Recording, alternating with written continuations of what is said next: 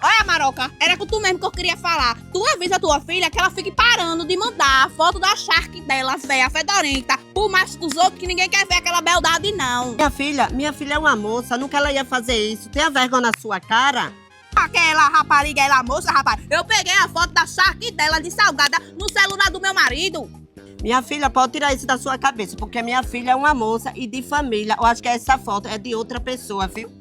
Moça de família. Parece que daquele bueiro saiu foi 5 pirrais, minha filha, dali de dentro. Vai te lascar que minha filha é uma moça.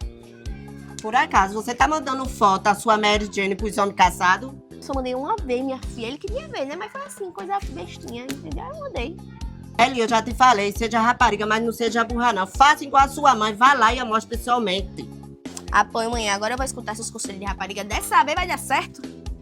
Se essa menina puxar a mim, os machos dessa cidade não vai ter sossego. Ha, ha.